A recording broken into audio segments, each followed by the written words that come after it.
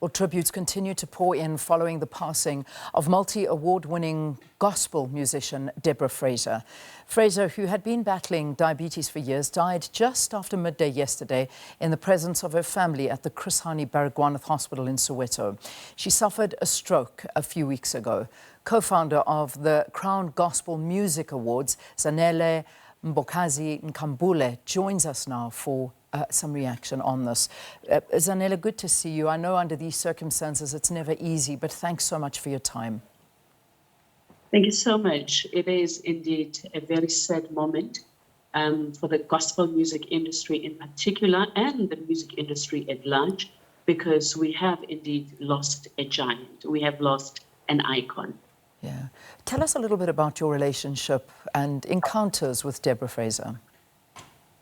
You know, I've known Deborah since my days at Ukhozi FM when I was still doing the gospel music show back in the late 90s, when she started in her career. But also I know her personally. I mean, I was the MC at her mother's funeral, and she came with me when I got engaged. So I've known her both on a personal level, but also as a colleague in the industry.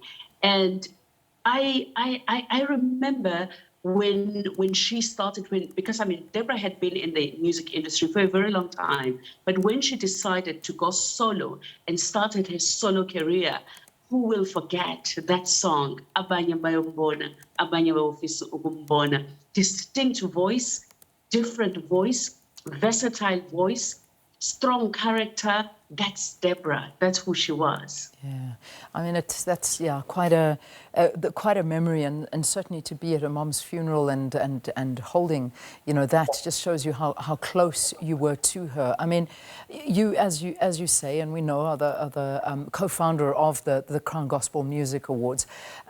What's Deborah's journey with the awards been like? I mean, we know she's been a recipient of the award, performed there. You know, I can imagine that, you know, when you think of the awards, she's one of the faces that jump into the mind.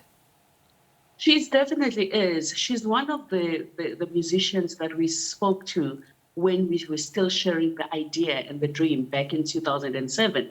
And in 2007, end of 2007, she was one of the, I think, 4 people that performed at the launch of the Crown Gospel Music Awards. I remember we were doing our signature song, The Holy Spirit Must Come Down and Africa Will Be Saved. And she was singing that with Rebecca, with Sipho Makhabane. So she was there before a lot of people even knew about the Crowns. And at the first Crowns, she performed, and I think she won an award there.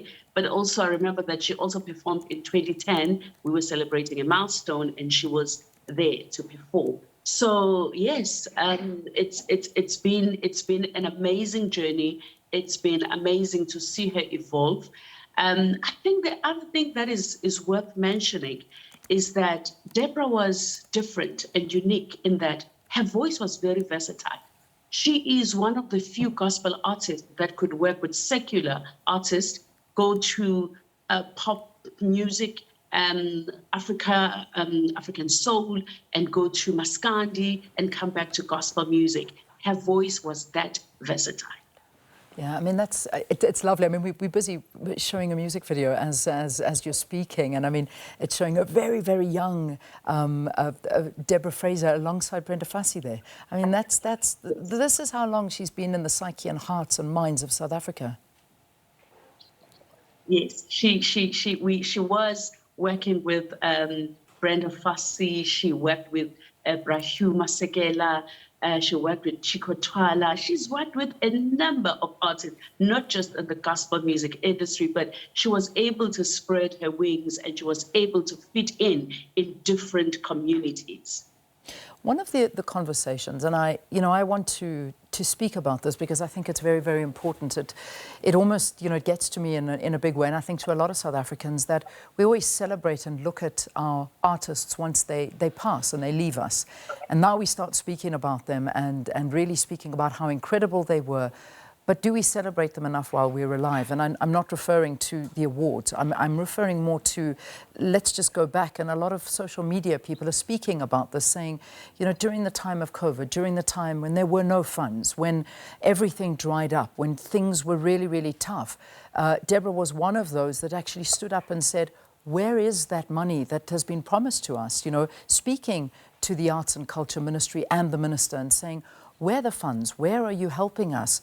And these were tough times. They still are tough times, but this was the moment that we really needed some help, and we needed to see how important our artists actually are and how the government hold them to, I suppose, on that podium that they do hold when we are passing them. What was that like? I mean, how vocal was she about that? Deborah has always been very vocal about literally everything. She was one of those people who would speak her mind. She was very vocal during the COVID situation. And I think that helped a lot of artists because psychologically, a lot of people were affected. And somehow, when somebody stands up and starts to talk, others get the courage to do the same. Yeah. For us as the World Gospel Powerhouse, there was the time when we were working closely with the department. We had to compile a database of the gospel music artists and send, pleading with government to make sure that the funds do get to the relevant people. And I'm hoping that the little that we could do to lobby did help as well, for artists to get some kind of relief at that time. But yes, Deborah was an activist in her own right.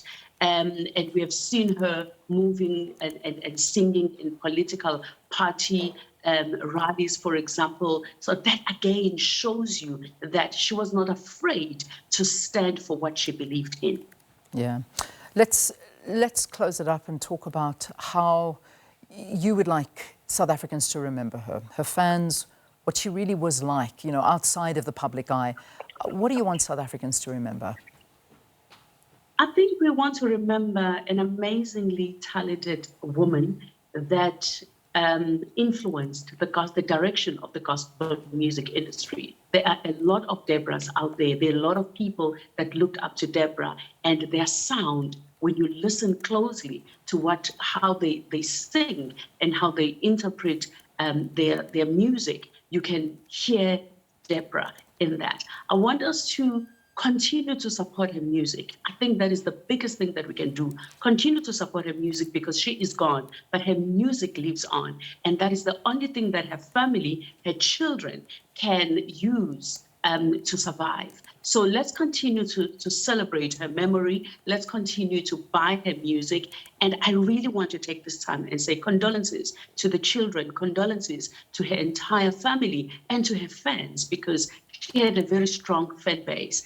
And as we always say at the Crown Gospel Music Awards, whenever we give our artists that crown, that trophy, we always remind them it is actually a metaphor for the real crown that we all hope to get one day when we get to heaven. May her soul rest in peace. Thank you for speaking to us. Thank you so very, very much. Co-founder of the Crown Gospel Music Awards, Zanele Mbokazi-Nkambule, talking to us about the late Deborah Fraser and just the sad news of her passing this weekend, 56 years old.